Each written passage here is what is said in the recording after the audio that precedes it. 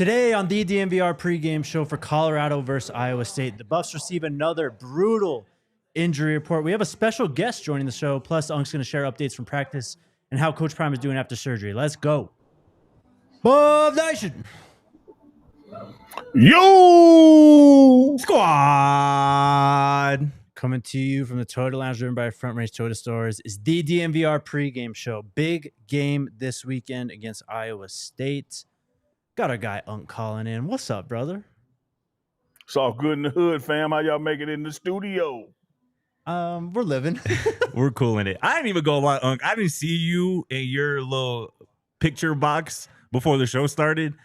This might be the first time in my life where somebody has made me jealous that I don't got no facial hair or no beard right now. Because that thing right now, G, it's looking right. I ain't gonna lie. That beer oil must be putting in work. And I see you, Unk. I gotta say that.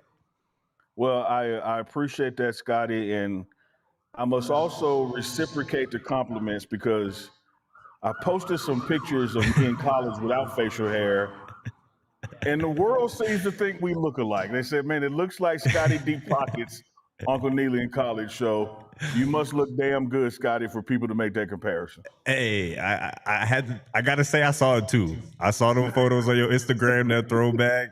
What had to be a throwback Thursday? Yeah, yesterday was Thursday. A little throwback Thursday action. I'm like, that young man looked familiar right there. I'm glad somebody else noticed it too. Yes, sir.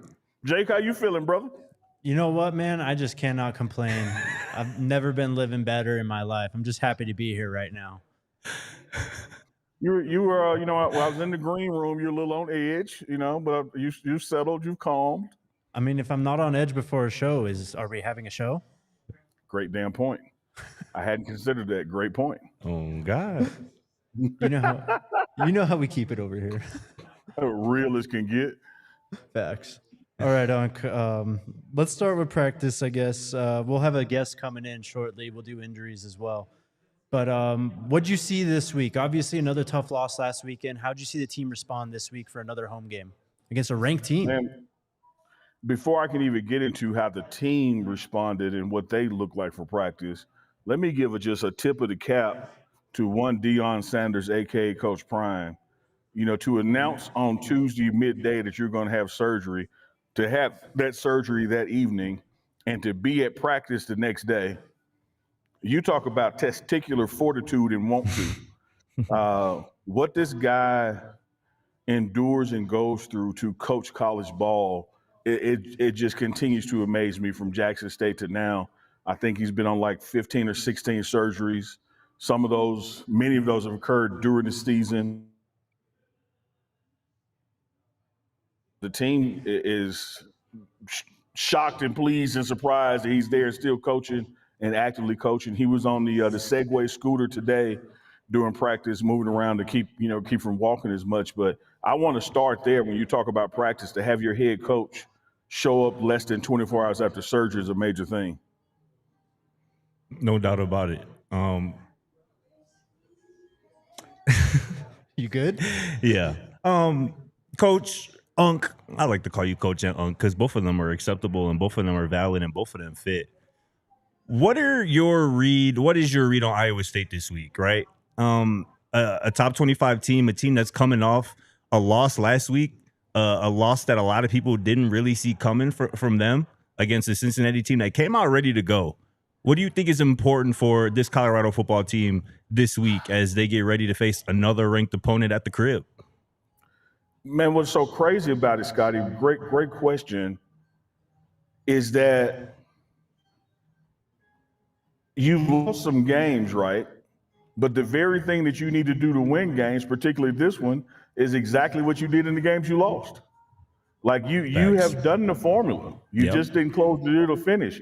0-3 in conference, 2 of those games, you're up 14 points. And then in the other one, hell, you're in the game to some degree at some point. And so when you sit back and say, well, what do we need to fix? What do we need to work on? It's working. Somehow, much different juxtaposed to last year. You remember, Scotty, last year when Colorado was setting records defensively in the second half or getting all these kudos about adjustments? Well, Yep. one of the Yep. things that's been taking place is like these teams have been adjusting to us, but we haven't been necessarily adjusting to their adjustment. That's right. And so what once was a lead is now a tie game. And then once they're up 3 or 7 or 10, that panic sets in because this team hasn't coalesced in adversity yet. And so you talk about what they've been working on, man, it's literally the same thing, like attention to detail, finish. Learn how to not just play with a lead, but extend the lead, starting with first down and getting them off the field defensively on third down and making sure we can continue drives on third down. Like the formula is the formula. This time last year, we're coming off that Baylor win, and Baylor's sitting at 2-4, right where Colorado is right now. They obviously go on to have a really good season, and winning out, they go 8-4. Just, is there some of, I know Coach Prime is kind of preaching that, we believe in all that stuff, but how is the team kind of responding to where they are in the season right now? Still half a season left ahead of them. Well, responding with just that example. And I think the year before that, or maybe that same year, Arizona did the same thing. And so you literally, Coach David Kelly, who's the general manager, on Monday brought up that point about Baylor. Like, look, they did it. We beat them. They're sitting the same record we have now. And they not only finish 8-4, get a bowl game, they do wonderful in their bowl game. And so don't you for a minute think that we don't have the talent, the staff, everything in place to do that as well. But I think the mantra, Scotty, is not so much what Baylor did and how it ended as much as it is you got to start, and Iowa State is where it starts. One of the things Coach Pecco said is, fellas, when your back is against the wall, you got to take a step forward. You got to get your back off the wall, and then get your back off the wall better than a win. And so when you talk about going against this Iowa State team, you got to start here, guys. It's like we talk all the time on this show about these must-win games. Like, here it is. Fits the description. You finally got one. No doubt about it. We're going to talk a little bit more about the injuries later in the show on pretty lengthy injury report again for Colorado. Jake and I were talking about it yesterday from this vantage point. It seems like with all the injuries, especially to some of the guys who this team is counting on, it seems like this is a good opportunity for some of the young guys to get opportunities and to kind of really get their feet wet. I'm thinking of the London Merritts, Alexander McPherson's, the Quentin Gibsons, maybe even the Christian Hudson's on the interior of that defensive line. Do you kind of see it that way too, as somewhat of a silver lining with all these injuries, that it opens up some opportunities, some avenues for some of these younger guys to get their shine a little bit? I absolutely see it that way, Scotty, and you can even feel that vibe in the building amongst the players and the coaches. One thing I will say about this team, players and coaches, there hasn't been any panic over the injury report because this team, was quote unquote built to be able to sustain that. It was built to have depth. It was built for next man up to be more than just a cliche, for it to be not that noticeable or even a bit of damn difference between the next guys going in. And so you're spot on, Scotty, from a player standpoint. You got guys salivating and ready to get out there because this is their opportunity. And from a coach standpoint, they don't have to change a thing, because it's built with those guys in mind. So you hear it all the time in the coaching manual, next man up, but you just don't hear or see that panic. Even with that lengthy injury report going, oh, what are we going to do? Such and so's out. Oh, woe is me. He's out. They're like, no, let's play ball, man. We're ready. Definitely. I love it, man. Well, we just got the magic chime. We'll give it a minute. But, Coach, have you seen Caden Rissalter respond, after last week? Obviously a tough performance back at home, 3 interceptions. Just what have you seen from him? Man, what I've seen is something I just wish the world could see. Coach Prime has a very open program compared to most college programs. But that 15, 20% you don't see, it's a mofo. And I saw Caden Salter stand up and say I played like shit. And that won't happen again. To see his owning it, his focus at practice, to make sure you're not doubling down on mistakes, that you're making the right reads, et cetera, et cetera. I've seen just as much growth in K-Salt between last week and now as I saw in him when he had to sit that week and Staub went in. Excellent. Love to hear it. Gonna need a big week from that boy. I'm excited to see him bounce back for sure. For sure. Let's take our first break, and then it sounds like we got a guest joining the show.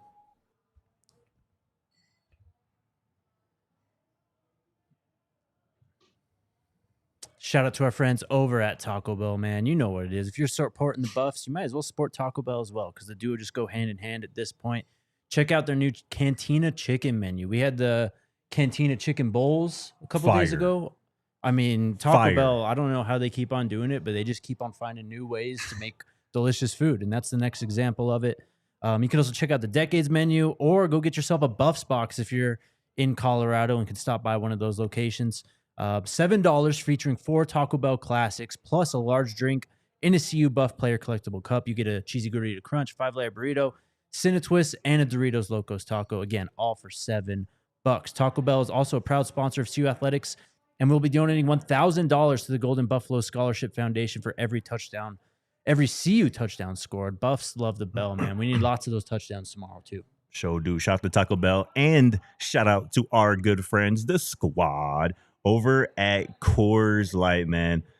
I'm missing my boy RK Merritt, but he sent us a video yesterday of him enjoying some Coors Lights out there in London. And man, those Coors Lights are good whether you in America, whether you in Europe, or just about anywhere. Mm-hmm. Whenever you decide to choose chill, man, it's a good time to grab you a good old Coors Light, because when those mountains turn blue, tell you, man, it's as cold as the Rockies. Coors Light is cold lagered, it's cold filtered, and it's cold packaged for a smoother finish. And as always, it's as crisp and refreshing as the Colorado Rockies. So make the most out of the times you choose to chill. Choose Coors Light. Get Coors Light delivered straight to your door. Visit CoorsLight.com/DNVR.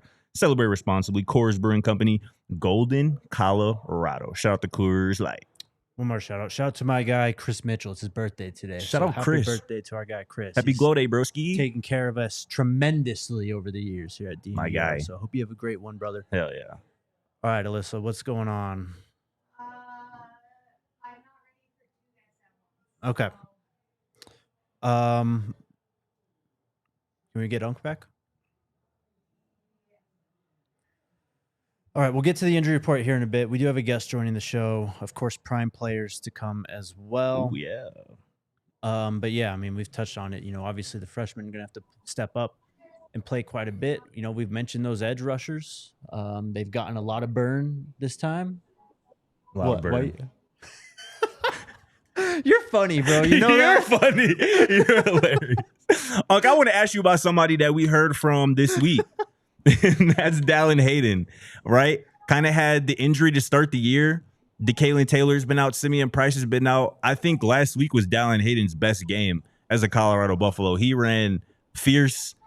He ran like he wasn't trying to get tackled at all. What have you seen from Dallin as he's worked his way back from an injury? And now it kind of looks like him and Mike are kind of 1A, 1B. Yeah, I think they are 1A and 1B. And you know, that again coincides with the injuries that are in that room, but that also coincides, you know, with the coach thinking of Marshall Faulk and to build a room by committee for different situations with backs and different styles. And so Dallin was one of those first backs to go down, and his fate would have it is he is back up and in game shape. You know, another 2 backs go down. And so that 1-2 punch of him and Micah is still there. I love the way he was running, you know, last week. I love what I'm seeing in practice. Yeah. And I love even more the coaching up I see and hear in the film room between he and Coach Faulk. You know, something that Scotty looks like a successful damn run to me. You know, Coach Faulk is like, hey, watch this, do this. You'll get even more out of that, you know, working this angle. So I think this is not only has to be a big game for our backs, but I think these guys have been performing in a manner and practicing in a manner that you're going to see it. I know we're going to get ahead to picks and predictions, but quarterback, his legs, 2 backs, one of the keys to winning this game is going to be 150 plus to be on the ground. Got to be. Love it. One of the guys I think we're going to be counting on to stop the run joining the show now. Go ahead, Alyssa. Bring him on up. It's our guy. Let's go. Ardan. What's up, bro?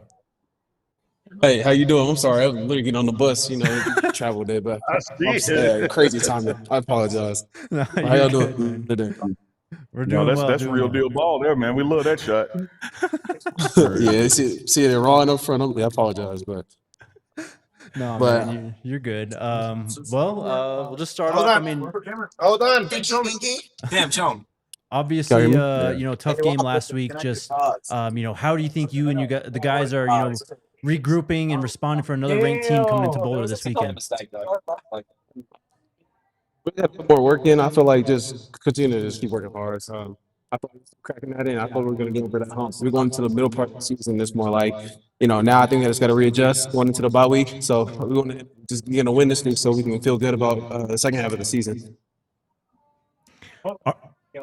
Ardan, you guys kind of, as a defense, kind of had a slow start to the season last year in terms of the sack production, but once it came through, it came through, and obviously y'all led the conference in sacks. It's kind of been a similar slow start to this season as well, but how close does it feel like you guys are as a pass rushing unit to kind of breaking that levy and, getting that sack production that you guys are capable of? I feel like we're still close. I feel like we're even closer than last year. It's just more about just earning the right to rush the passer. So I still stopping the run on first and second down. So that's the biggest part.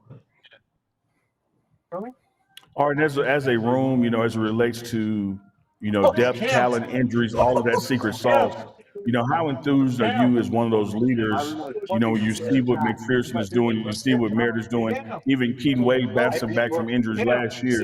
You got a pretty deep and talented group with you. Any two can go out there and get it done. That's got to give you some confidence. Sure. I mean, I'm glad that two freshmen understand the standard and they're like understand there's no drop off when they go in. And I mean, I call those two my sons, but thing one and thing two. But I'm just glad that they. We lose them? So, Yeah. can y'all hear me? Yeah, we got Yeah, you. we got you. Hello. Hello. Yeah, we got you. You good, Ardan? That bus Wi-Fi ain't working no more. It's tough out there on the roads. I think we would know, right? For real. Yes. Tell me about it. We'll take that. Though. Shout Always out, calling back. shout out to Kenny Highways. Shout out Kenny Ayers, wherever he may be. Hope he's doing I'm sorry, my bad. I think it's disconnected. But no, I was saying like I feel like they're still stepping up as youngins, and then obviously me and K-Way, we're making sure that they're on it. I feel like we're the two old heads in the room, of course, and I feel like they're looking at us from just leading by example, if anything. So they ask some questions and still soaking up stuff like a sponge. And obviously it's going to be their year next year, so I expect them to take over after us. So I mean, I'm glad they're getting it in right now because I feel like that's what they need to do.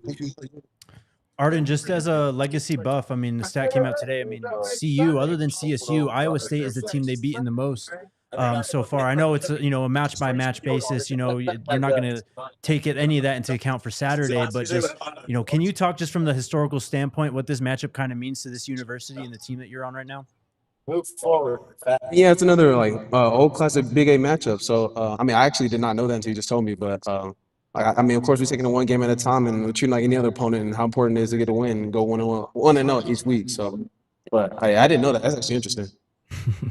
Spread that word, brother. Yeah. But no, Ardan, what have you seen on film watching this Iowa State football team? A really good quarterback, two really good running backs, some weapons on the perimeter as well. What is going to be important for you guys to have the dominant performance defensively that you guys got to have on Saturday? I mean, like you just said, they're pretty solid in the run game, and they have a decent quarterback. So, like I said, we got to stop the run and create turnovers and get off on the field when it's third down. Like, we got to convert, really. Simple as that. What happened? I feel like, okay. No, I'm sorry. Go ahead, Ardan. No, I was just saying, I feel like over these last couple of weeks, we have not finished. And that's why I feel like we've been coming up short in the last few games. And I think that's something we've been preaching to each other just throughout the week is finish. Finish is the biggest part of this thing, if anything. I think that's going to get us over the hump by finishing games and winning like we're supposed to. Like, just when we come out in that second half, got to capitalize on our opportunity. Third down, I feel like you just mentioned that is important. Obviously, this is football we're talking about, and Iowa State is one of the best third down offenses in the Big 12 this season. What kind of is there a different mode you feel like you got to go in personally or defensively when it's third down, right? Because that is kind of the difference in wins and losses in a lot of football games. Yeah, I mean, personally, I treat third downs like 1-on-1, like free throws, like basketball. If anything, like you get off and you're successful, and you get another one. That's opportunities to you feel more confident, and so I feel like adding up on those third downs, the more we get, I feel like it builds confidence throughout the game. Definitely. Yeah. Yeah, I want to stay on third down with you if I can, Arden. You know, the last game we knew going in that we were facing a team that had about a 65% success rate on third down, and the goal was to get them closer to 50. We achieved that. I think they went 7 of 16 or something like that on third down. So my question is, from a defense standpoint, when you got a box to check and you check it, how do you double down on the lock in and not give up something else? Because it seemed like, okay, hey, we stopped this, we fixed this, but then this got away from us. I feel like making the necessary adjustments, even when we do get the stop, just kind of make sure we staying consistent with what works. Like if change it, I feel like and then also got to get a feel throughout the game. So I think when you get up or you get hot, like you got to start attacking a certain way too. So. Last one for me, Arden. I mean, obviously Rocco Beck's really good quarterback, but he's going to run with the football as well. I mean, you guys, have struggled at times to defend the quarterback run. Just what's the kind of approach again this week going into another team who you're going to see that again from? I mean, I feel like this week we've been preaching 11 hats to the ball. That's something that we got to make sure you get guys on the ground. I think tackling is the biggest part of it. So getting the guy on the ground and getting behind the sticks, that I think give us a shot, if anything. That's all I got. All right. Are you good, Unc? I'm good, Arden, man. Enjoy that bus ride over to the team hotel. Yes, sir. Save me a plate. Yeah, I appreciate y'all. My bad. Y'all see me like real close and personal like this. But it's all good. Appreciate part of the Arden. squad, bro. Appreciate you. Thank you for joining me. But God bless y'all. Thank you. Yes, sir. Go See ya. crazy Thank tomorrow, you. bro. All right. So there you go. We just had Ardan Walker on the show. Always love talking to him, bro. I love how you brought he's up one of the the legacy buff part of it. And although he didn't know the Colorado's dominance in the historical context of beating Iowa State, I love that he just, it's an old Big 8 matchup. I feel like You know if what I'm there's one saying? player to tell that to, it's him. Exactly. You heard me. I'm like, hey, Yeah. spread that word, boy. Yep. Spread that word. I love that. That's awesome. I always love hearing from Arden. I always love seeing Mate 1 in the chat. I see you, Mark. Let's go, Mark. Hey, Hell let's yeah, go. man. Mate. Appreciate you, man. All right. Let's do injury report real quick. Yeah, go ahead. We'll bring Unc back here in just a second. We're going to throw up this injury report presented by our friends over at Common Spirit. Experience the difference compassion makes. Find a Common Spirit location near you and discover a new standard of health and healing, by visiting mountain.commonspirit.org. Common Spirit Health, official healthcare partner of the Denver Broncos. All right. It's tough right now. But I mean, I think that it's not all bad news. Clearly there's a lot of players that are out who have been out for a long time. Samuel Okunlola, we're not going to see him again. Tawfiq Thomas is about to miss his third game in a row now, I think that's right. And then you lose Tavian Coleman and Gabriel Lightfoot to surgeries over the last couple of weeks, assuming they're out for, TBD really at this point. Yeah. But there it is. Hakeem Williams now listed as out. RJ Johnson, that's an interesting one because he's listed as out, but he tweeted out a picture today of a Bible verse and his him in uniform. No idea what that means, but I'm sure it means something. Of course, the running back room is also tough. If you can go to the next slide, Alyssa. Doubtfuls. I mean, Draylon Isaiah, you're not going to see them. Carter Stoutmeyer. I mean, we'll see. Ardan Walker just joined the show. Yep. Stay tuned. Reggie Hughes, Kareem Hardin, Amari McNeil, and Anquin Barnes questionable. That's pretty much it. I mean, Iowa State is dealing with some injuries themselves, most notably Carson Hansen, the running back. I believe he's questionable as well. Yeah. And as we learned talking to our guy Jake yesterday on Know Your Enemy, Iowa State's on their third string kicker.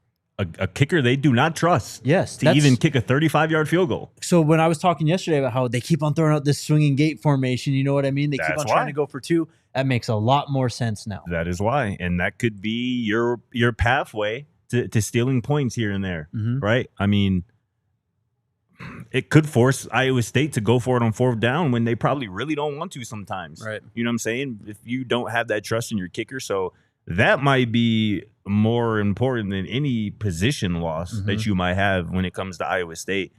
So that is certainly going to be something to watch. Like you said, you mentioned their running back, their leading rusher, Carson Hansen, is questionable as well.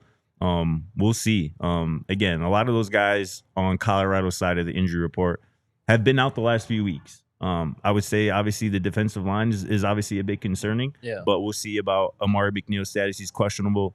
Same with Anquin Barnes. But kind of what we were talking about earlier with Unk. I expect to see a lot of London Merritt. Right. A lot of Alexander McPherson. Christian Hudson got his first extended action last week. I would expect that to increase as well. BDS, obviously, redshirt freshman, has been played a lot. I think you mentioned I think he's back. 50-plus snaps last week, Yeah. which is quite a bit for the interior defensive line. So you're going to be depending on younger guys, but that doesn't mean that you're at a disadvantage, so to speak. But he's fully back. Doesn't even show up on the injury report Love this that. week. I mean, you love to see that. Go ahead and bring Unk back in. Unk, obviously, tough injury report. Just, what can you share with us about the injuries? How's the team looking right now? Yeah, man, like I said earlier, let me double back to it, particularly for folks who may just have joined the show, because I think it's relevant to state it twice. This is why this team was built this way. It was built this way for October injuries to not be a reason we slide or fail. Yeah. And so there's really been no sense of panic amongst these position coaches or amongst these players, because even the players, I hate that the guy in front of me got hurt, but this is the opportunity for me to seize and what I've been working on, whether it's scout team or team 2, in practice. And so no one has hit the panic button because of injuries in the building. And then you think about where these coaches come from, what they did in college and their NFL careers. They know the injuries this time of year facing everybody. And so what you hope for is our younger guys step up with that, like they've been doing, and you win this one. You got this bye week. Yeah. And now you're coming back with Utah pretty much full healthy like you were before any of this happened. So what looks like disaster on paper, when you factor in some of those guys who haven't been playing anyway and now the new guys, and then the time you may be getting it back with the bye week, it all just goes right back into the bucket of this is the must-win one. No doubt. And honestly, to me, as long as that offensive line is all healthy and ready to go, which you have which a they back. are, then exactly. That's all I and you care got about. a running back, somebody to run the football. This offensively should be just fine. And defensively, that's why Coach Prime and us as well have talked about how deep this team was, how the depth of this team has improved so much this offseason via the transfer portal, via the high school ranks as well. So as bad as the injury report might look in terms of quantity, in terms of the number of names on the list, I don't think it's going to have a huge impact in terms of the result that we see play out tomorrow. I agree. Yeah, and I want to flip it to their side of the equation, if I may. Sure. You guys touched on it when giving that excellent breakdown.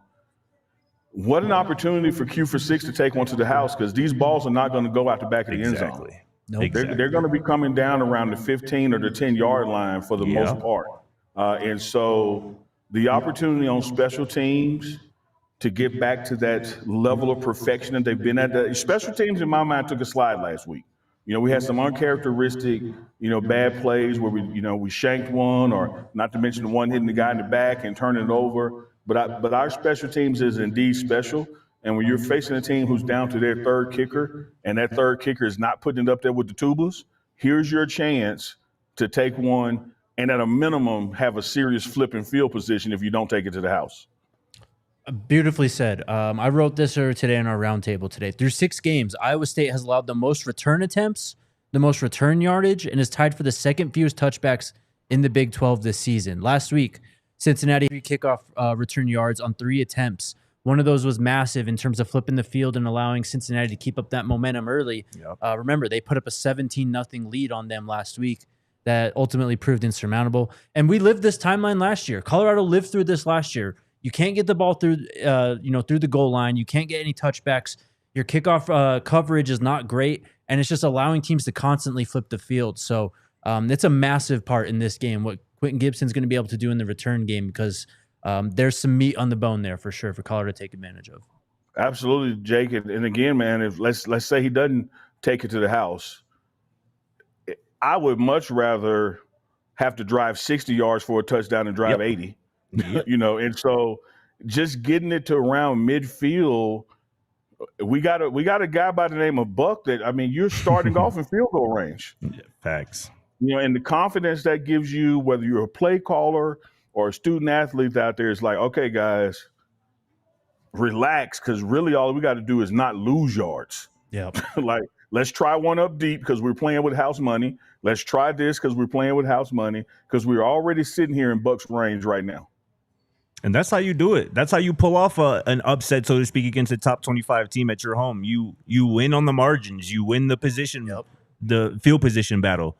You win the turnover margin. Like that. Those are the type of ingredients that it takes to pull off an upset. And honestly, in terms of those two things, the kick return yardage, Quentin Gibson has shown that he's capable of doing that. Yeah. The turnover is another thing that I'm going to be watching. This Colorado defense doesn't have a takeaway since week 2 against Delaware. Crazy. That's 4 games pretty much without one. And Rocco Beck has only thrown 2 interceptions this season. He's good at taking care of the football, but whether it's a interception, whether it's punching that thing out from a ball carrier, this Colorado defense has got to force at least one turnover, get at least one takeaway to steal an extra possession for their offense. That's how it's a formula for these type of upsets that we literally see every single weekend in college football. Yep. That brother got some deep pockets. Let's take our next break, and we'll get to prime players and a couple other things I want to ask Unc about.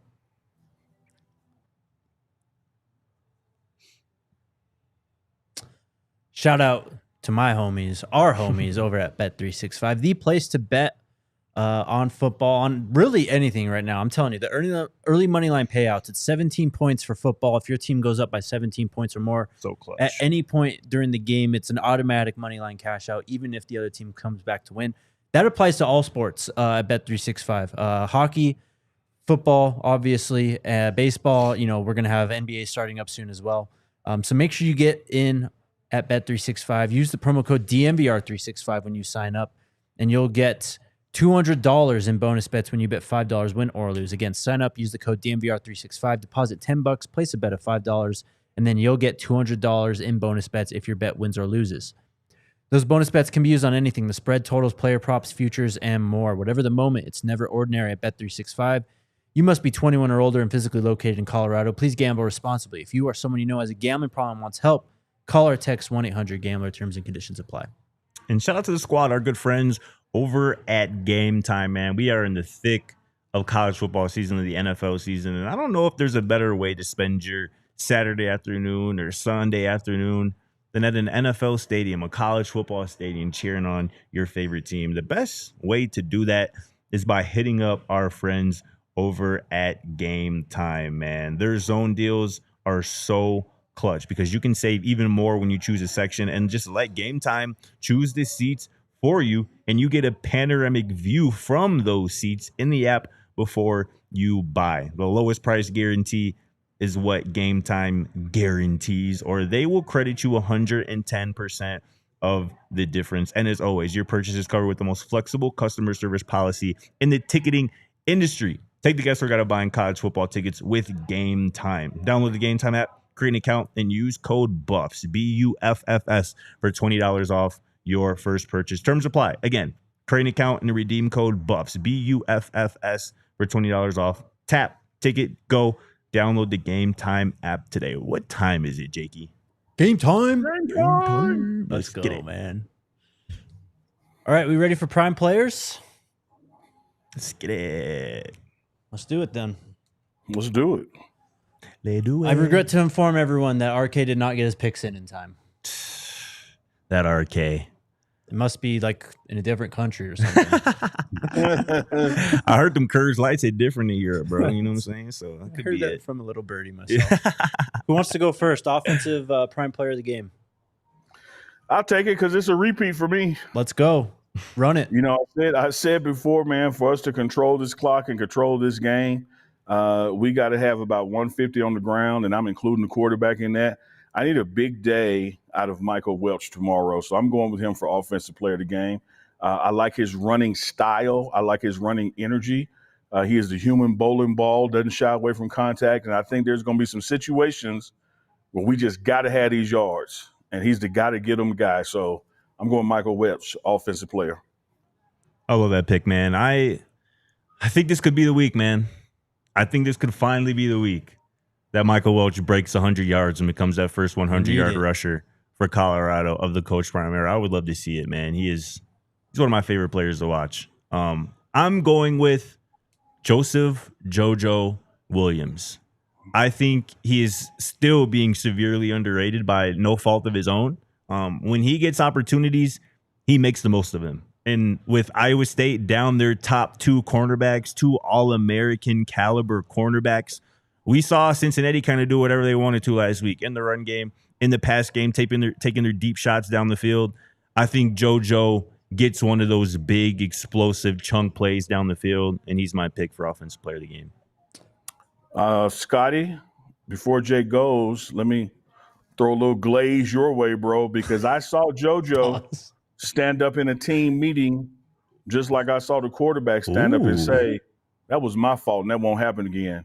I'm not even going to talk about where the ball was. The ball hit my hands. I should have come down with that. That would have changed the complexity of the game. That will not happen this week. Let's go. I like your pick. Hell yeah. Love it. I'm staying in the wide receiver room, and I'm taking my guy, Omari Miller. He obviously had 2 touchdowns last weekend. Sure did. Same kind of reasoning as you, bro. Iowa State's down corners. They're down bad. I know that running the ball and Micah Welch is going to be the engine of this offense probably. I think a lot of the points come from the passing game this weekend, though, in particular Omari Miller. Again, just throw it up to O. That's all you got to do. He's kind of been on a heater since he returned from that injury. He has. Yeah, can't argue with that one either, Jake. His position coaches, whether it's the lead in there, Coach Jason Phillips or Rashad backing him up, they tell him he's the bell cow, particularly with the other Miller now becoming more of a running back in that Wildcat stuff. This is O. Miller's opportunity to really lead that room and lead it by example. And nothing leads more than stats to the stat pad. So let's go get them O. Yes, sir. Your pick for defense, Unc. Ooh, man, let me tell you about this one. I believe this is the game that's going to matter, and I believe leadership steps up. As Coach Prime says in the presser, y'all watch the same game I saw. We've got to have better play from our cornerbacks, man. Yeah. Period. All right? They got a damn good quarterback over there. They got that quarterback where, as Coach Prime says, when you need your quarterback to make 2 or 3 plays a game that he just had to make, that's the kind of guy they got over there. Disciplined cornerback play is going to be crucial for us. Why not go with the guy who was leading us in that room preseason to make a statement in this game? I'm going with defense, DJ McKinney, cornerback, to have a big game. I need a pick. Pick, DJ. It's time. I can see it. I love that pick of DJ. I think he's due for another big game as well. I went with London Merritt, the true freshman, for my pick for defensive player of the game. We already talked about it. This defensive line for Colorado is a bit banged up, even on the edge. London has the potential to play on the edge, on the interior. He is second on this team in pressures so far this season. He played last week a career-high 22 snaps. So he's not even playing a lot of snaps. Yeah. And is second on this team in pressures, only behind the man we just heard from not too long ago, Ardan Walker, on this team. London Merritt notched his first career sack last week. I think he makes it 2 in a row. Give me London Merritt. Ditto. I picked him too. Nice. And I think that he's the key to Unk's pick for defensive player in the game. I mean, he clearly, as Scott just laid out, he can get pressure on the quarterback. And you're going to have to get pressure on Iowa State to have a chance in this game at all. I think you had the stat in the roundtable. They have the second most sacks allowed this season. In the Big 12, that is correct. Iowa State does, yeah. They're a good football team. Colorado's played a lot better offensive lines, I think, already this season and will past this point. So I think they have a department to take advantage of that there, and it's going to lead to some turnovers. You said only 2 interceptions for Rocco Becht so far this season. Yep. I think that number – it's at least going to be +1 after this weekend. I think that they're going to get to him and rattle him a bit. Jake, I got to tell you, I thought that you just knew ball. But you don't just know ball. You know schematics. You know schemes. You know how one thing forces something to the other direction. Thank And you. you're exactly right. Of the 3 reasons that I picked Keaton Wade as my sleeper, one of them was London Merritt. Because if I go this way, it's going to force stuff that way. And who's waiting over that way? I'm picking Keaton Wade as a sleeper for this game because, one, I've seen him do it before. We know about that big game the Twin had last year. Yep. I've seen his work at practice and focus, Hilo pouring into him, and I've seen what London Merritt and those guys can do in the middle as far as run stoppers. This gives those edge rushers. We just had one of them on in Ardan Walker. I'm going to the other side with K. Wade to have a big game. Love it, man. I love that pick. I think he's been one of the most consistent players on the defense this year. I mean, he has been. He has been, and shout out to him because he really battled through it last year in terms of injuries and all that stuff. So well deserved by Keaton Wade, man. We love to see it. Go ahead, Scotty. I am going to go deep in my pockets for this pick. You see it right there on the screen.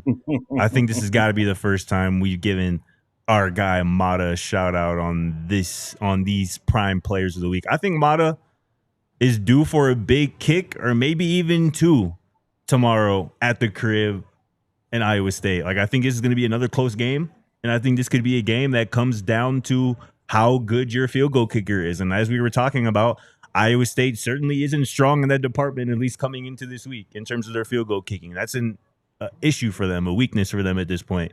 I think I can envision Mata kicking a game winner or kicking a big kick late in the game or maybe right before the half that really flips the momentum of this one. So give me my boy Ta. Love that. I mean, look, I already kind of laid it out there when we talked about special teams of why I think this is a massive opportunity for Colorado and Quentin Gibson. Again, this is just one of the worst performing kickoff teams in college football right now, Iowa State. Yeah. They're really struggling in the kicking department, in the coverage department. And when you have a dynamic player back there like Quentin Gibson, I'm also going back to last week. I think that mistake, how he fielded that punt or the lack thereof is going to kind of fuel him too. Me too. This is a national player of the year. Like, he's going to take anything it takes to get motivated. And that's just way more than enough for him. I think it's only a matter of time. I might just keep picking him as dark horse for the rest of the year. But one of these weeks I'm going to be right because he's going to take one back all the way to the house. So shout out Quentin Gibson. He's my dark horse. Thanks. Man, I got the same theory, Jakey Poo, why I keep going with Micah. It's going to happen. Like one of these weeks, it's going to happen. It's got to happen. And so I'm with you on that Q for 6. Again, man, sometimes when you try to treat these games as a silo, we're talking about going 1-0 each week. It's hard to be critical of a unit that has like overperformed so well this season. But we had some glaring omissions last week on special teams. And that's just not the guys who practice in green, snapping and kicking the ball. I mean, the whole unit. Right. You get hit. A Peter call isn't done. You get hit in the back with the ball. There's one that you should have fielded to run with. You fair catch it. Yeah. Mate 2.0 went Timu made on one of them and then didn't get his best foot into it. I don't think that's going to carry over with that unit, the way they work together and strive together. So I'm looking for a big game out of special teams. And I really just, as we said earlier, I think with them being down to their third kicker presents another slate of opportunity for us in special teams as well. We mess around and get a special team score. That's ball game. I mean, that's one of the 3 phases. If you can win that phase, you would third of the way there. Facts. You win on defense or you win on offense. Win one more, basically. Exactly right. Yeah. And I think this matchup is very much set up for Colorado to win that phase of this game. We talked about all offseason this season how special teams has to be special. And for the most part of this season, it has been for Colorado. Save a few mistakes last week. And let me even defend Quentin Gibson for a second. This is a true freshman we're talking about. Yeah. You can't say we got to play freshmen and be a school that says, like Coach Prime does, when you're a freshman, we expect you to play. We're not looking at you as a freshman or a senior like, no, if we think you could play, you're out there. Mm-hmm. And for people to get on a freshman for making a freshman mistake, right? I think that's a bit backwards. Like when you put freshmen out there, yes, you're expecting them to play well, but you also got to know that here and there, they're going to look like a freshman. And I think that's what we saw from Quentin, and it's going to be about how he bounces back. I'm sure he heard a lot about that. I mean, Pac-Man asked Coach Prime in the presser this week about that mistake and whatnot. So I'm sure Quentin is very much abreast about what's been said about him and that mistake, those mistakes last week. And I think he'll come out better on the other side of it. You know, Scotty, the deep pockets has been confirmed, but that you're the player guy on this panel. Like you have been that you have been in the locker room on the field. Like I love your words you just put there because nothing beats game reps. Exactly. And we can talk about these talented freshmen. Look what happened the spring game first play Jordan Seaton. Exactly right. And look how he's grown from that. And so I see the same thing in Q for 6. It won't happen again. I'll tell you what I also love that the world doesn't get to hear. When we're breaking down the film on that Sunday and talking about the woulda, coulda, shouldas, Coach Pollock stood up and said, that's on me. Like, I got to take better control in that situation and understand I got a freshman back there and remind him of certain things. I love that. So, like Q, I know the world is looking at you, but you tell them that's on me. I put you in that situation, and I will make sure going forward that you're going to have the right information to make the right decision because I have to appreciate the situation that you're in. Hell yeah, Coach Pollock. Shout out to our guy Nate Freeman in the chat, too. We met him this past weekend in Fort Worth. What a guy. Shout out to you, Nate. Unc, I wanted to ask you about a couple other things that kind of happened this week. The first one being the transfer portal. The NCAA announced that they're going to change the transfer portal window. Obviously, Coach Prime in this program, that's where they get a lot of, their high-profile players. Going back to, the time that you guys showed up here, just what is the vibe in the building on how that transfer portal window has changed things, or has it changed anything at all? Man, I'd be speaking totally out of school if I tried to, say what the organization or Corey Phillips and that group is thinking on it, because I haven't had that conversation with them, but I also haven't picked up on any negative elevator chatter where people are upset about it.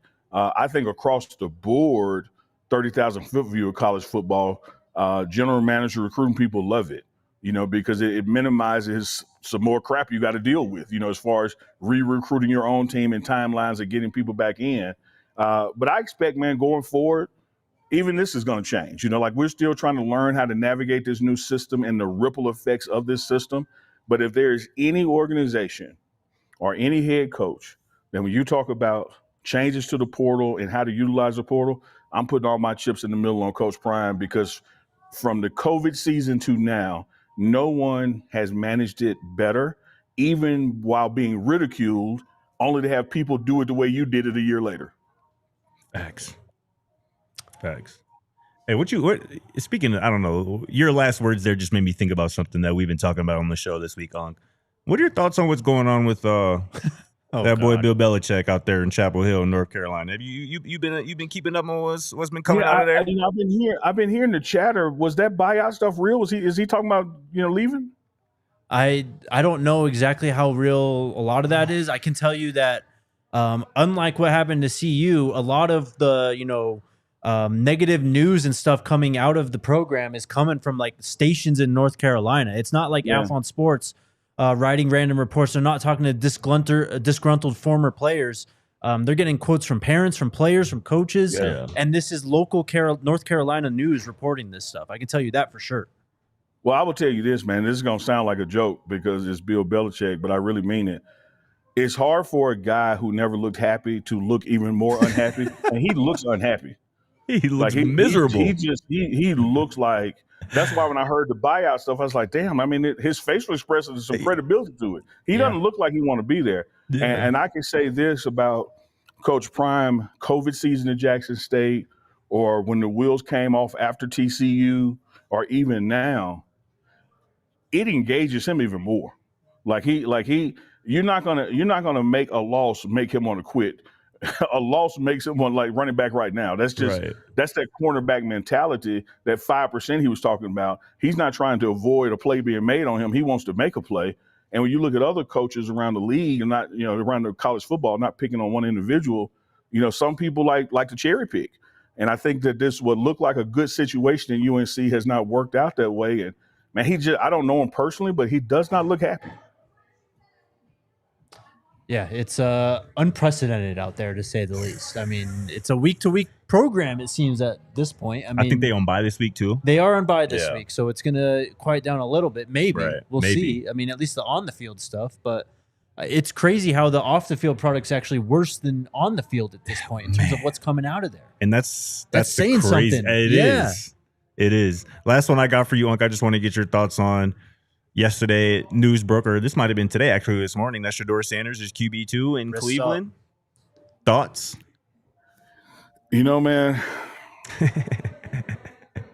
I just can't bring myself personally to celebrate a damn thing that Cleveland does. It's like, because you wait on the other shoe to drop. Like Yep. the fact that this had to be a 24, 48-hour process and then an Facts. announcement when it's so damn obvious. The fact that they were entertaining bringing a guy from the practice squad and making him it's like, what are y'all doing? And then I look at what they've done since 1999. I go, okay, y'all are following the blueprint. I see. So I'm excited, for Shadeur to be listed as number 2. Definitely. And I can tell you this, knowing Shadeur personally, he doesn't want to become number 1 because Dylan Gabriel gets hurt. Facts. He don't want to become number 1 because Dylan has a strings of bad games. He wants to become number 1 because he is deserved and proved himself to be number 1. So I don't expect a lot of things to change in these next couple of weeks, even if Dylan were to slide in the production standpoint. Yeah. But I'll say this, and I said it on the morning run, say it in personal conversations. Here's what I know about a Travis Hunter down in Jacksonville, and they're rolling right now. And here's what I know about a Shadeur Sanders in Cleveland. Those guys are capable of saving your job. Yep. Mm-hmm. You might want to put them on the field as much as you damn can. Facts. Well said. Last thing I wanted to ask you on thoughts on Ralphie 7's name, Brandy. I saw the name. I got enthused because I was in need of a drink. But then I remembered that there's always a correlation, and I did not see the correlation why they picked it. I know Ember, mom died in a fire, so they picked. Why did they choose Brandy? No idea. They chose. Oh, it's the song. Yeah, because of that song. Are you familiar with the 1972 song that she was named after, or something? What's it Brandy? called, Scotty? I don't know. Apparently, it's named after a song though, like a hit song from 1972. Unc. Well, she wasn't born in 72. Hell, I was born in 71. That thing ain't as old as me, is it? No. I sure never heard of it. RK was trying to tell us that we definitely have heard of it before, but definitely haven't. I will tell you this. If home field didn't matter, they wouldn't care how they schedule games. You might be on the road 12 weeks in a row. Home field matters. Home crowd energy matters. Yep. And even though this is just now going into my half of a season, been here 3 years now, the response to this Ralphie running compared to last year gets the crowd going, which gets the players going. Yep, so facts. let's stick with Brandy because it works. I'm with it. All right, that's all I got to ask you, but we got to hash something out real quick. Unc. Not with you. Yeah. Between Scotty and I. So Let me start. no, let me set the table here. Let me set the table Go here. ahead. Every Thursday, we do our scouting and pick show, right? So we scouted Iowa State. right. We had our picks for week 7 yesterday. We made all our picks. We even got our K's picks. Went really well. Great show. Had a lot of fun. Unfortunately, a lot of these, or 2 games in particular, the lines of those games have been heavily affected by injuries. The first being Scotty's pick of Kansas State against TCU. He picked Kansas State thinking that Dylan Edwards was going to play and play a large role. Dylan Edwards is not going to play. I took Arizona State to cover against Utah. Their starting quarterback is out, and the line has gone up by 3 points. I don't know if this K-State line has moved. Do you know if it's moved? I don't know. I haven't checked. Should we be allowed to change our picks, Unc? Based on injury reports, Based on the injury reports that both came out after we made our picks. I would say in the spirit of camaraderie and intent, yes. Well put, Unc. Well put. Because I just thought that Now, was if just we were common walking sense. up to the if we were walking up to the window at Vegas, then hell no, it is what it is. Just Exactly. gotta lay another bet. But 2 bros sitting on the panel and this info came out, I don't mind a change. For sure. I will You got add, new though, information you got new information before kickoff. Exactly. Yeah. On a Thursday. You know what I'm saying? Like, that's not a big deal. fair. I will add, though, the line for the ASU game has moved 3 points, obviously, because the quarterback is out. Yes. The line for the Kansas State game is not moved. Doesn't matter to me. I'm just throwing that out there. The line really has nothing. I thought K-State would have won with Dylan Edwards. I don't think they win without Dylan Edwards. Like, it's as simple as that. All right. Just like you think Arizona State would have won with Sam Leavitt. No. I said they would have covered. They would have covered 5.5. Oh, okay. All right. Valid. I feel you. So, yeah, I think it's valid to it's not like this is Saturday morning. It's not like this is 2 hours before kickoff. This is 48 hours in advance. Okay. So, I think it's valid. And really, I'll tell you what he left out, was that he wasn't even going to let me do it. He wasn't trying to let me do it until the news of Sam Leavitt being out today broke. And he was like, matters way more. I want to change It now. moved the line 3 points, bro. Bro, it's an important 3 player. points. It's an important player. Yeah, important player is an important player. If you got a heavy, let me take it back to my, all roads lead back to Dallas. Take it back to my Cowboys days. Emmett being out matters just as much as Aikman being out. And so, like, it depends on what the style of the team is. I get it, Jake. The quarterback is going to move the number. But if it's a team that heavy load running back and that running back can't play, that changes things. Every team. Salute. I would say this, fella. Speaking of lines, and I know we got to bounce. We've been around 14 points, 20 points. What were we, like 2.5 on this one? It was 3 yesterday. I've got the updated lines here. 2.5 now. Yes. Wow. Yeah. Interesting. It is interesting. Love it. Do we have any super chats or anything, Alyssa? Are we good? Cool. All right, Unc. We'll do this again tomorrow. Obviously, post-game show. Can't wait to meet up with you out there in Boulder. You have any final words? I say the words of Big Oos, D-line Coach Pecco. When your back is against the wall, you got to take a step forward. Let's take a step forward tomorrow and get this win. Let's get it. Love it, man. We got another video, Know Your Enemies, up on the YouTube channel right now. Go check that out. And then, we'll be back tomorrow evening for the post-game show after Colorado versus Iowa State. Believe that. Be kind to each other. Have fun tomorrow. Enjoy the game. Go Buffs. And always let your friends change their bets when they've been injured. Always. Facts. Always. Squad. We all silly like the mayor.